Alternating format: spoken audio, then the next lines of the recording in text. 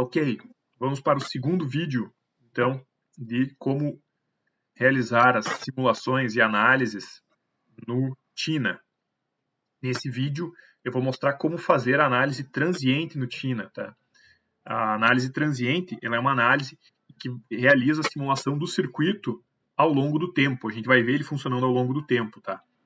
E ela é muito útil para circuitos como, por exemplo, retificadores, que nós temos a ondinha sendo, da corrente alternada, né, chamada ondinha, sendo retificada e filtrada para gerar corrente contínua. Nós temos, digamos assim, um circuito misto, né, que tem corrente alternada numa ponta e corrente contínua na outra. Tá? Como é que é um retificador? Tá? Eu vou simular um retificador em ponte, né, o bridge, e esse retificador tem 4 diodos, depois um capacitor de filtragem, e a gente vai modelar aqui um resistor para servir como carga, né? Para simular como se fosse o que vai estar efetivamente utilizando essa corrente contínua da saída do retificador. Por exemplo, videogames antigos, né, tinha um transformador convencional que reduzia a tensão, sei lá, de 220 para 9 volts, passava num retificador em ponte, filtrava com capacitor e ligava no videogame, e a carga era a operação do videogame. O que a gente vai fazer para simular, né? A gente não tem como botar um videogame ali, um Super Nintendo da vida, como elemento do circuito. A gente vai modelar o consumo de corrente do videogame e botar um resistor que tenha um consumo de corrente equivalente para aquele circuito, tá? Beleza? Então, como que a gente faz isso no TINA? Já desenhei aqui, de antemão, o diagrama do retificador. Nós não temos como colocar o retificador, colocar tanto diodos quanto qualquer componente com ângulos aqui múltiplos de 45 graus. Nós só podemos fazer no TINA em variações de 90 graus. Então eu desenhei aqui todos na horizontal com um arranjo bonito, na melhor forma possível que deu para fazer. E agora nós vamos adicionar alguns componentes, tá, para fazer esse circuito do retificador. Para isso a gente vai precisar de um gerador de tensão. A gente vai adicionar esse gerador de tensão, clicar 2 vezes nele e ele vai abrir aqui as opções. Esse nível DC, que é o primeiro item que mostra, ele serve, tá, deixa eu ver aqui a imagem, para se pegar essa ondinha, deslocar ela, essa ondinha dessa cor meio rosa, meio roxa, deslocar ela para cima ou para baixo. Esse nível DC, quando a gente está em zero, a senoide fica semiciclo positivo, aí chega no ponto do zero e vira para o negativo. Se a gente deslocar o nível DC, a gente vai estar deslocando ela para cima ou para baixo em relação a esse eixo de 0 volts, tá? Só isso. A gente vai deixar em zero, tá? Não vai fazer diferença aqui. Aqui em Signal, que é o nosso próximo campo, tá? Unit Step. A gente vai apertar aqui nas reticências e vão aparecer algumas opções que nós podemos selecionar. Nós podemos fazer o Unit Step, em que a gente vai dar um degrau e vai fazer com que ligue, digamos assim, a saída dessa fonte depois de um determinado atraso de tempo, né? Depois de um certo tempo ela vai ligar. Nós temos Pulse. Pulse é como se fosse apertar um botão numa campainha, né? Ele vai ficar um certo tempo ligado e vai desligar. Nós temos Senoidal, Cossenoidal, que é um seno já com uma diferença de fase. Nós temos Onda Quadrada, para gerar um sinal periódico quadrado. A gente pode utilizar, por exemplo, para gerar um sinal de clock e alguma coisa assim. Uma onda triangular, uma onda, eu diria assim, trapezoidal, mas a gente consegue informar tempos e intervalos de tempo para gerar uma onda que a gente queira. Mas eu acho mais prático usar essa aqui, que é a Piecewise, em que a gente consegue informar tempo e tensão, e ele vai colocando aqui, desenhando a onda conforme a gente queira. E a gente consegue gerar uma onda, por exemplo, em alguma outra... os intervalos, né, de tempo e tensão de alguma onda, por exemplo, no MATLAB, e aí só copiar em formato linha e coluna, né, tempo e tensão, largar aqui. E a gente pode utilizar também uma entrada importada a partir de um arquivo Wave. Tá? Para esse circuito, a gente vai usar a senoidal. Eu, como estou usando dois monitores, tá? Esse aqui é a tela secundária. Cada vez que eu aperto um deles, ele pula para a tela do lado, aí eu tenho que puxar de volta. Tá? Nós vamos usar a senoidal. Aqui na senoidal, nós temos alguns parâmetros para serem preenchidos. Tá? Esses parâmetros são amplitude. Notem que essa amplitude é o valor de pico. Tá? Quando nós falamos lá, eu tenho uma rede elétrica aqui de 220 volts. Esse não é o valor de pico, é o valor RMS, o valor eficaz. Quando a gente compra um transformadorzinho pequenininho para transformar, por exemplo, 220 para 12, esses 12 é a tensão RMS, não é a tensão de pico. E aí nós precisamos converter e utilizar aqui o valor de pico, o valor máximo, tá? Aqui está indicado o valor de pico, né, a amplitude como A. Particularmente eu não gosto disso nessa ferramenta, porque esse A indicado aqui parece que é corrente, né, que é em ampere, parece a unidade de ampere, mas a unidade está aqui entre chaves, tá, que é o V de volt. Então, nós precisamos converter de tensão RMS para tensão de pico. Eu vou fazer aqui um circuito com uma entrada de 12 volts, tá? Então, 12 volts AC, que é 12 volts RMS, nós precisamos converter para descobrir o valor de pico. Como que nós fazemos isso? A gente tem que multiplicar por raiz de 2. Quanto que é a raiz de 2? É 1,414. Então, a gente vai fazer isso aqui, raiz de 2, multiplicado por 12. E vai dar 16,97 volts. Então, aqui, em amplitude, se eu quero um transformador de 12 volts, eu vou usar 16,97 volts. 16,97 volts. Por questão, eu vou arredondar para 17, tá? Ficar mais arredondado. Poderia usar 16,97 aqui? Poderia. Segundo parâmetro que nós temos é frequência. Frequência é a frequência em que ocorre o ciclo aqui da senoide, tá? Tanto que ele indica aqui, ó, período igual a 1 sobre frequência. Nesse caso, já de largada ele informa 50 Hz, porque essa é a frequência utilizada em alguns lugares do mundo. Aqui no Brasil, nós utilizamos frequência de 60 Hz, tá? Nota que a gente botou 60, ele calcula aqui o período, 16,66667, uma dízima periódica. Se não me falha a memória, Estados Unidos é 50 Hz, tá? No Brasil é 60 Hz, no Paraguai, a título de curiosidade, né, 50 Hz. E aí, por exemplo, em Itaipu, que é uma usina que fica na fronteira Brasil e Paraguai, é uma usina que metade é do Paraguai e metade do Brasil, então metade da energia gerada nela, né, metade da geração é feita em 60 Hz e a outra metade é feita em 50 Hz para o Paraguai. Só que o Paraguai não consome toda a energia produzida por Itaipu e ele vende para o Brasil. E aí, para vender para o Brasil, o que tem que fazer, né, já que o nosso sistema elétrico opera em 60 Hz, tem que ser convertido de 50 para 60 Hz para ser utilizado no sistema elétrico do Brasil. Tá? Então, vamos deixar aqui 60 Hz.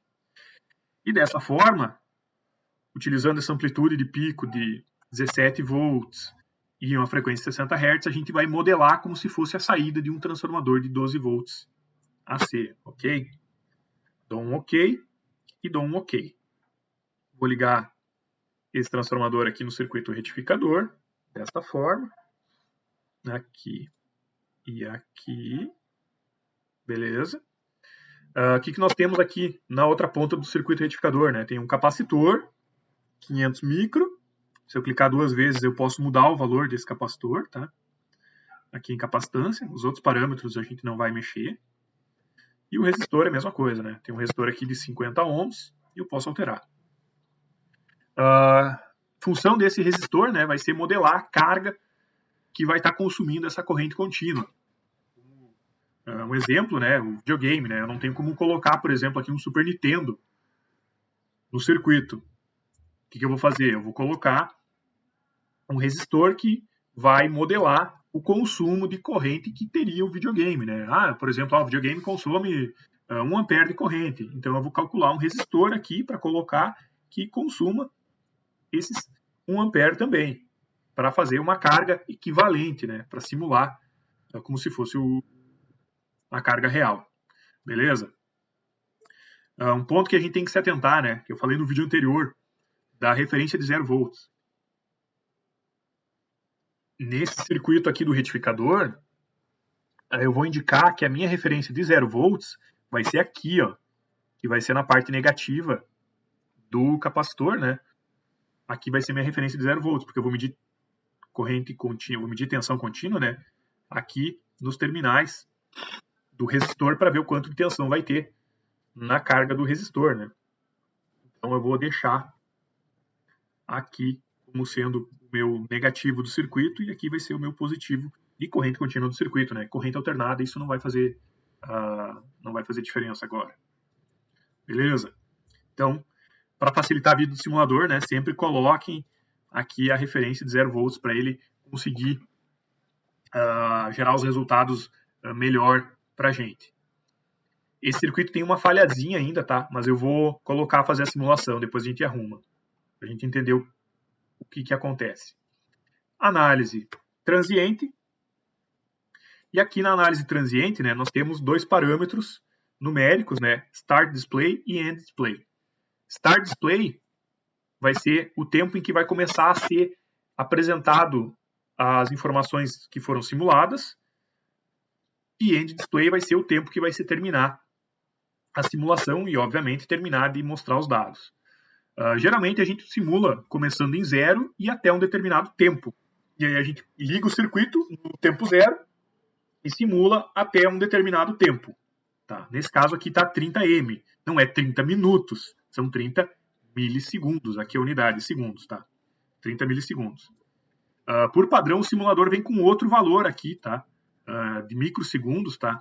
Só que para esse circuito, a gente tem que simular um tempo maior. Depois eu vou mostrar o que acontece. Quando vocês forem simular em casa, tá? Já coloquem, para esse circuito aqui, já coloquem 30 milissegundos. Se eu colocasse aqui, por exemplo, 10 milissegundos, eu ia simular a partir do 0 até 30 milissegundos, só que o que vai ser mostrado na tela para o usuário, para mim, no caso, né, vai ser a partir do tempo 10. Aquele do tempo 0, que ele começou a simular até o tempo 10, ele não vai mostrar. É só isso que acontece, tá? Depois eu mostro isso também. E aqui tem algumas outras opções, né, para calcular ponto de operação corrente contínua, usar condições iniciais, que são essas condições aqui que a gente já pode definir para começar um capacitor carregado, alguma coisa assim. E aqui para zerar valores iniciais, né? Caso eu tenha setado condições iniciais e não queira usá-las, eu marco essa opção. Então eu vou botar aqui do jeito que está, vou dar um OK. E aí ele simulou. E o que ele mostrou? Ele mostrou só uma ondinha alternada, tá? O que acontece aqui? Essa ondinha aqui, ó, é a ondinha da fonte. Ela é a ondinha lá da nossa fonte de corrente alternada, de tensão alternada. Note que ela varia de 0 até um ponto máximo aqui de, vou arrastar isso aqui para o lado, ó, 17 volts, 16,99, 17 volts. Essa é a ondinha de entrada do retificador. E cadê a saída do retificador? Ela não está aqui. Como é que a gente vai fazer para mostrar a saída do retificador, tá? A gente precisa indicar isso para a ferramenta, para que ela apresente na saída da simulação a saída que eu quero observar. Então, a gente vai vir aqui em Meters e vai selecionar esse cara aqui, ó, Voltage Pin. Colocar ele aqui e ligar ele em algum ponto. E aí eu adicionei esse VF1. Esse VF1 vai ser um ponto que vai ser... A gente está indicando para o simulador, ó, eu quero observar esse ponto aqui na simulação. E aí, quando simular, ele vai pegar e vai apresentar a ondinha da fonte de tensão alternada e também vai apresentar esse pino aqui que a gente definiu. Ó, eu quero ver o valor aqui, ó. Então vamos de novo, análise transiente, dou um OK. E agora notem que nós temos duas ondinhas, uma em verde e uma em marrom. Essa ondinha em verde é a fonte, lá o VG, e essa ondinha em marrom é o que a gente observa lá naquele voltage pin que a gente adicionou, né? VF1. Aqui é a entrada do retificador e essa aqui vai ser a saída do retificador. Note que nós temos corrente contínua aqui, né? De certa forma, é corrente contínua. Dá para ver. E isso é corrente contínua. Ó. Ela é uma corrente contínua ruim? É uma tensão aqui que ela tem uma variação muito grande, ela tem um ruído muito grande, tá? Beleza. Simulou, agora está uma simulação certa, né? Vai, beleza. Vamos fazer uma análise transiente diferente agora. Vamos tirar de 30 milissegundos, vamos simular 60 milissegundos. Vou dar um OK. O que aconteceu? Notem que tem mais ciclos. Ah, a simulação ficou diferente. Não, a simulação é a mesma coisa, tá? Ó, é a ondinha aqui da entrada do retificador, a ondinha da saída do retificador. Só que antes eu estava simulando até aqui, ó. Aqui era 30 milissegundos, ó. Aqui é 40, 50 milissegundos e aqui 60. Nota que eu estou mostrando na tela do 0 a 60 milissegundos, né? É a mesma simulação, só que eu estou simulando um tempo maior. E se eu colocar, por exemplo, para começar em 20 milissegundos, um OK, notem que a simulação ela é apresentada não a partir do tempo 0, e sim a partir do tempo 20 milissegundos, né? As simulações que eu realizei, elas ficam nessas abas, tá? Então a gente pode consultar as anteriores.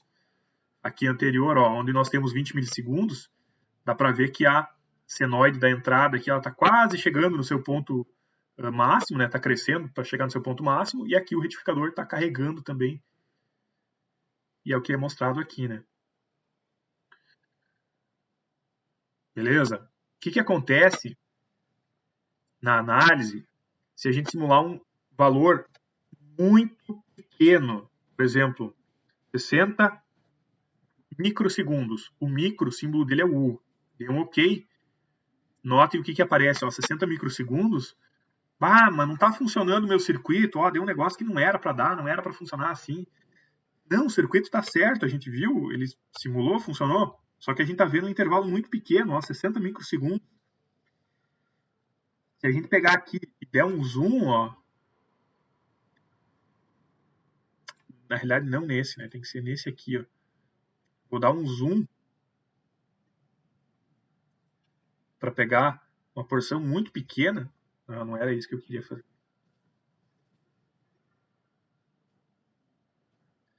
Ó, beleza, vamos dar mais um zoom. Ó, aqui, ó, 50 microsegundos, é aquela mesma curva que a gente estava observando grande, só que eu dei um zoom só no início dela, ó, só no início dela, ela está crescendo bem devagarzinho e a gente não consegue observar que é uma senoide, ó, aqui, ó, 50 microsegundos, eu tenho essa reta só, isso ela vai, é só o início, a gente está vendo só uma porção muito, muito pequenininha. Então a simulação estava certa. O que está errado é o tempo que eu defini. Aqui, ó, se eu tivesse simulado 800 microsegundos, eu ia ver isso aqui. Ah, mas não tem nada a ver. Não, está certa a simulação, só que eu estou usando um tempo muito pequeno, eu tenho que aumentar esse tempo. Lembrem-se, né? Aqui, ó. Qual que é o período? Quanto leva para fazer um ciclo da minha senoide? Leva 16,66 milissegundos. Então, para ter 2 ciclos, eu precisaria de 32 milissegundos para fazer 2 ciclos completos. Por isso que eu simulei com 30 microsegundos, para poder enxergar, né, para poder observar 2 ciclos. Então, isso é uma coisa que vocês têm que se atentar na simulação transiente, né? O tempo que vocês colocam simular. Se vocês colocarem um tempo muito grande, o que acontece? Ó, 6 segundos demora para simular e vai apresentar, nossa, olha só que baderna que gerou. Só que isso aqui, se a gente der um zoom, é aquela coisa, só que ela está se repetindo tanto que fica difícil de observar, né? Mas está simulando um tempo muito longo, chegou a demorar um pouco para simular. Mas está certa a simulação, né? O circuito está correto. É só questão de acertar o tempo de exibição. Beleza? Esse é um dos pontos que a gente tem que ter cuidado na simulação transiente, tá? Tempo de simulação. Vamos ver, temos 20 minutos de vídeo, tá? Vamos fazer um pouquinho de análise aqui do circuito, tá? Análise transiente. 30 milissegundos, né? Essa aqui é a ondinha que gerou, beleza? Vocês estão vendo que a gente tem um certo intervalo aqui. A gente pode utilizar cursores para poder ler esses valores mais facilmente, ó. Botei um cursor e aí fica aqui o valor no eixo X e no eixo Y. E eu posso mover esse cursor, né? E ele vai alterando o valor. Aqui, ó, no ponto máximo, ó, tenho 15,29 volts. Então quer dizer que a tensão de pico maior do meu retificador aqui, ó, vai ser 15,29. Qual que vai ser a minha tensão menor? Aqui deu... Agora está subindo. Deu 11,99. E a gente pode adicionar mais um cursor e eu consigo medir a diferença entre uma e outra. Ó. Botei outro cursor, tem o cursor A e o cursor B. O que acontece? Ó? No cursor A, eu tenho indicado X. O que é X? Eixo X é esse aqui, ó, é o tempo. Eixo Y é a tensão, é aqui, ó. Então, eu tenho uma tensão aqui no cursor A de 11,99 e no cursor B de 15,26. Vou mover o cursor B, acho que é o maior, 15,29. Então, eu tenho uma diferença de tensão, ó, de 3,29 volts. Aqui está indicando menos porque eu estou fazendo esse menos esse, né? Se eu inverter os cursores, isso aqui vai dar positivo. Mas eu tenho uma diferença de tensão aqui de 3,29 volts. Então, eu consigo medir usando os cursores, tá? De maneira muito, muito simplificada. Aqui, ó, notem que está escrito A menos B, né? Eu tenho aqui no eixo X, eu consigo medir o tempo de atraso. Por exemplo, estou simulando, eu quero ver o tempo que leva para sair de uma coisa e gerar outra. Então, daqui para cá, ó, eu tenho uma diferença de 1,95 milissegundos. Beleza? Por que acontece isso, né? Isso é o intrínseco do circuito retificador. Um pouquinho da teoria do retificador de novo. O que acontece, ó? O retificador retifica, né? E a gente vai obter na saída aqui do retificador um sinal pulsante. E aí, cada vez que ele chega, que a tensão do capacitor é igual à tensão dessa ondinha pulsante, ele vai carregar o capacitor. É o que está acontecendo aqui, ó. Pegar esse ciclo aqui. Chegou aqui, a tensão do capacitor, né, está descarregando do circuito, né, ele está fornecendo a corrente para o circuito, e aí chegou a ondinha, aqui não dá para ver, né, mas tem a ondinha, só que a gente não consegue ver ela, porque essa é a onda de entrada, não é a retificada, tá? Chegou aqui, o capacitor vai ser carregado, né, a tensão do capacitor e a tensão da onda são a mesma, o capacitor começa a ser carregado, então ele vai carregar. Na realidade tem uma diferencinha aqui, por causa da queda de tensão do retificador, mas enfim.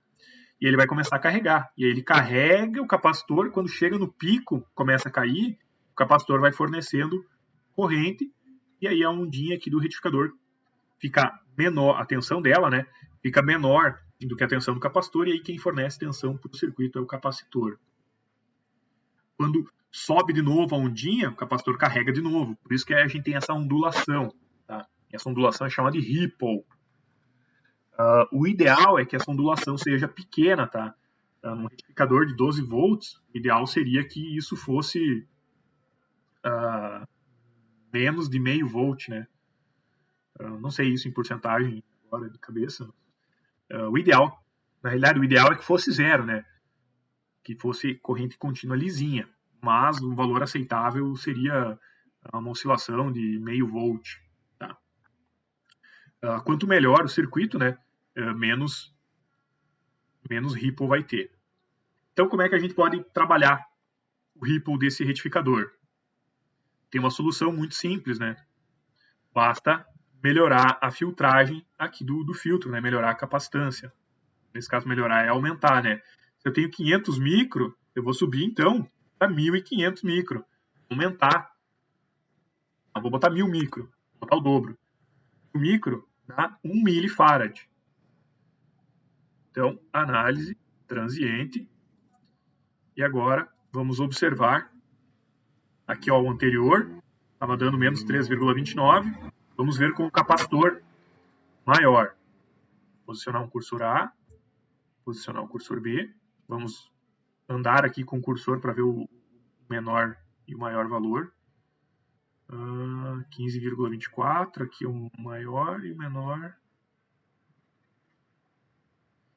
Notem que agora com o capacitor de 1.000, eu dupliquei a capacitância. A minha queda aqui de tensão que ocorre, né, do retificador não, né, da filtragem entre uma ondinha e outra, né, o ripple, que era de 3,29 volts, aqui passou para metade, né, 1,61. Eu dupliquei a capacitância, então o meu capacitor vai ter mais energia armazenada, ele vai conseguir fornecer mais energia para a carga e vai ter uma queda de tensão menor. Note que aqui já tem 1,61 volts de oscilação. Se eu aumentar mais ainda a capacitância, vai diminuir mais ainda. Vou alterar. Vou colocar aqui 3.000 microfarads. 3.000 microfarads, que é o equivalente a 3 milifarads, né? Vamos, análise, transiente. Note que agora está bem planinha, né? Tá bem legal já. A gente já tem um retificador com a saída já bem mais parecido com corrente contínua. Quanto que a gente vai ter?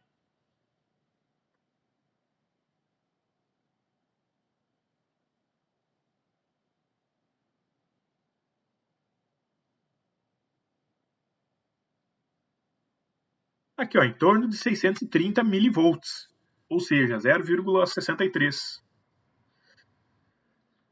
Tá, uma oscilação baixa, né, 0,63. Então, agora a gente pode definir, né, cheguei num ponto que eu acho que está adequado para o meu circuito, né, e eu fiz esse projeto mais minucioso, né, tá certo que foi tentativa e erro, mas é uma forma de se trabalhar também, né. Então, se eu tenho um circuito que demanda isso, quanto tem de corrente passando nesse resistor de 50? Bom, se a gente tem uma tensão aqui de 15 volts nele, né? Vamos calcular. Corrente é tensão dividido por resistência. Se eu tenho, então, 15 volts divididos por 50 ohms, eu vou ter uma corrente de 300 miliamperes. Esses 300 miliamperes, então, eu julguei adequado, então, usar um capacitor de 3.000 microfarads para ter uma ripple daquela ordem, tá? Então, para concluir o vídeo, né? É dessa forma que a gente vai fazer simulação transiente. E sempre atente, né? Onde colocar a referência do ground e onde colocar, e sempre lembrar, né, de colocar aqui o voltage pin para a gente conseguir observar no circuito, observar, né, a saída do circuito na simulação transiente. Criei o ground aqui, vamos tentar fazer uma simulação, ver o que acontece, tá? Isso de última hora, não está planejado, dei um ok. O que aconteceu, né? Note que não é que a simulação está errada, o circuito está certo, a gente simulou e só tirou o ground, só que ele se perdeu aqui na referência de 0 volts. Deixa eu diminuir o capacitor para ficar mais oscilante. Quanto que era? 500 micros primeiro, né? Análise, transiente. Notem que eu tirei a referência de 0 volts, ele está se perdendo aqui, ele não sabe o que está acontecendo, mas o circuito está certo, né? Então, eu comentei no primeiro vídeo, e se a gente não colocasse o terminal aqui do ground, poderiam ocorrer problemas. Tá aí um problema, né? simula, não dá erro? Não dá, mas o circuito está certo, só que o resultado apresentado não está certo, porque a ferramenta acho que se perde no cálculo, uma coisa, por não saber a referência de 0 volts, que ela tem que usar, né, para realizar os cálculos da simulação, e aí ocorre problema. Então, gente, tá aí como faz a análise transiente, e no próximo vídeo a gente vai abordar outra análise. Então, até mais, pessoal.